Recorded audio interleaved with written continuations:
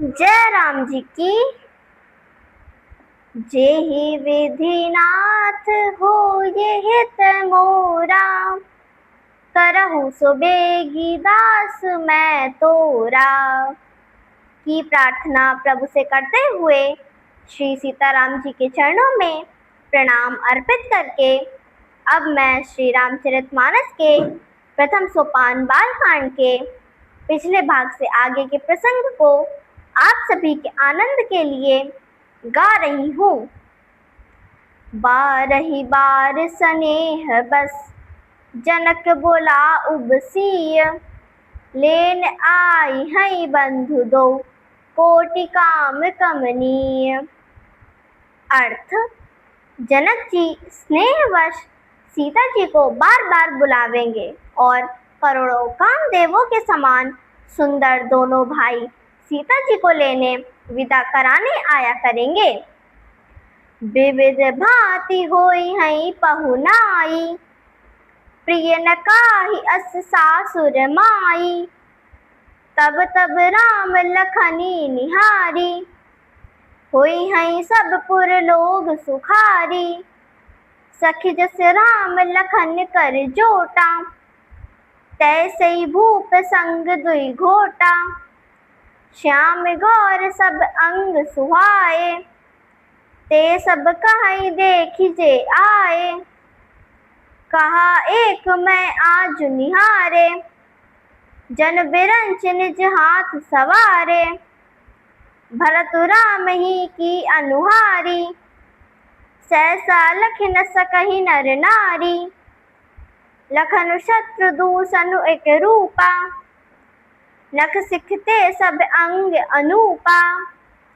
मन भावई मुख बरनि न जाहि, उपमा कहूँ त्रिभुवन को नाही। अर्थ, तब इनकी विविध प्रकार से पहुनाई होगी। सखी ऐसी ससुराल कैसे प्यारी ना होगी। तब हम सब नगर निवासी श्री राम लक्ष्मण को देखकर सुखी होंगे। हे सखी, जैसे श्री राम लक्ष्मण का जोड़ा है, वैसे ही दो कुमार राजा के साथ और भी हैं। वे भी श्याम और गौर वर्ण के हैं। उनके भी सब अंग बहुत सुंदर हैं। जो लोग उन्हें देख आए हैं, वे सब यही कहते हैं। एक ने कहा, मैंने आज ही उन्हें देखा है, इतने सुंदर हैं मानो ब्रह्मा जी ने उन्हें अपने हाथों से संवारा है। भरत तो श्री रामचंद्र जी के जैसे हैं। स्त्री पुरुष उन्हें सहसा आसानी से पहचान नहीं सकते। लक्ष्मण और शत्रुघ्न दोनों का एक रूप है। दोनों के नख से शिखा तक सभी अंग अनुपम हैं। मन को अच्छे लगते हैं, पर मुख से उनका वर्णन नहीं हो सकता। उनकी उपमा के योग्य तीनों लोकों में कोई नहीं है। उपमान को कह दास तुलसी, कतहु कवि को बिद कहे। बल विनय विद्याशील शोभा, सिंधु इनसे ऐ अह। पुर नारी सकल पसारी अंचल, विधि बचन सुनावहि। ब्याहियउ चारउ भाई, ऐ पुर हम सुमंगल गावहि। अर्थ, दास तुलसी कहता है, कवि और को विद्वान कहते हैं। इनकी उपमा कोई नहीं है। बल विनय विद्याशील और शोभा के समुद्र इनके समान ये नहीं है। जनकपुर की सब स्त्रियां आंचल फैलाकर विधाता को यह वचन विनती सुनाती हैं कि चारों भाइयों का विवाह इसी नगर में हो जाए और हम सब सुंदर मंगल गीत गाएं। कहीं परस्पर नारी, बारी बिलोचन पुलक तन। सखी सब करब पुरारी, पुण्य पयो निधि भूप दो। अर्थ, नेत्रों में प्रेम आंसू भरकर पुलकित शरीर से स्त्रियां आपस में कह रही हैं कि हे सखी, दोनों राजा पुण्य के समुद्र हैं। त्रिपुरारी शिव जी सब मनोरथ पूर्ण करेंगे। ऐ विधि सकल मनोरथ करहि, आनंद उमगी उमगी उर भरहि। जे नृपसिय स्वयंवर आए, देखि बंधु सब तिन सुख पाए। कहत राम जसु बिसद बिसाला, निज निज भवन गए महिपाला। गए बीति कछ दिन एहि भांति, प्रमुदित पुरजन सकल बराती। अर्थ, इस प्रकार सब मनोरथ कर रही हैं और हृदय को उमग उमग कर उत्साह पूर्वक आनंद से भर रही हैं। जो राजा सीता जी के स्वयंवर में आए थे, उन्होंने भी चारों भाइयों को देखकर सुख पाया। श्री रामचंद्र जी का निर्मल और महान यश कहते हुए राजा लोग अपने अपने घर गए। इस प्रकार कुछ दिन बीत गए। सभी जनकपुर वासी और बाराती बड़े आनंदित हैं। मंगल मूल लगन दिनु आवा, हिमृत अग हनुमास सुहावा। ग्रह तिथि नखत जोग बर बारू, लगन सोधि विधि कीन विचारू। कठै दीन नारद सन सोई, गनी जनक के गन कन जोई।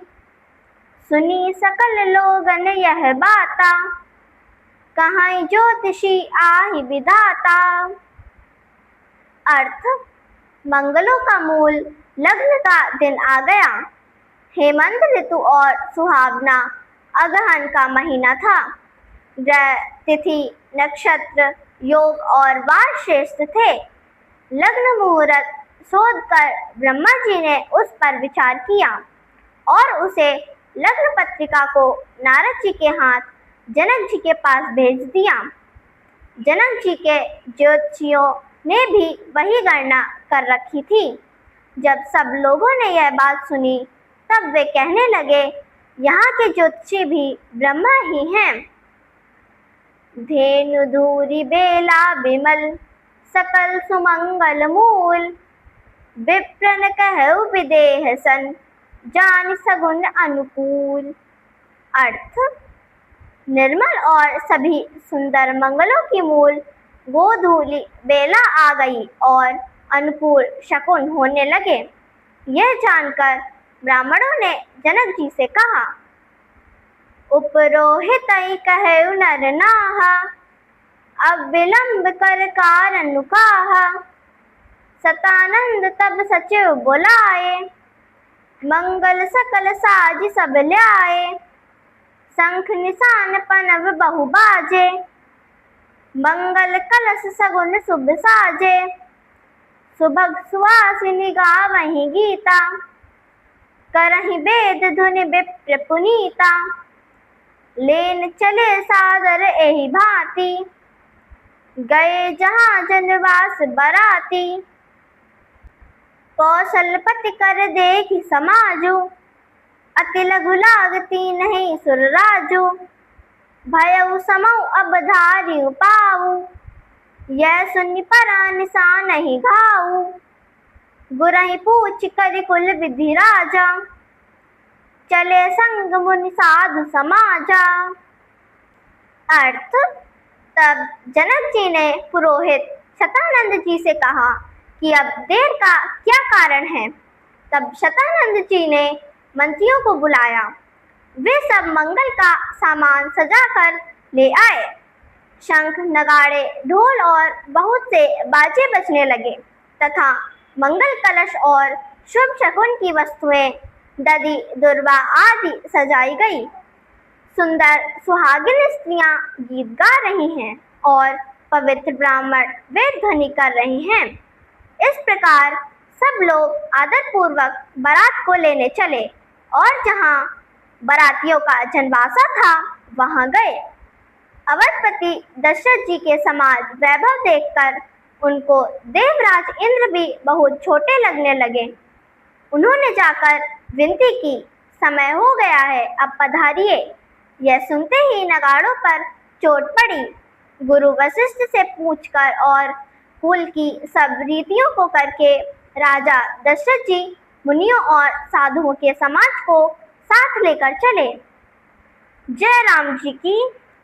मेरे वीडियो को नित्य देखने वालों आप सभी से अनुरोध है कि मेरे इस प्रयास को शेयर व लाइक कर मेरी सनातन धर्म के प्रति छोटी सी सेवा को अपना स्नेह प्रदान कीजिए।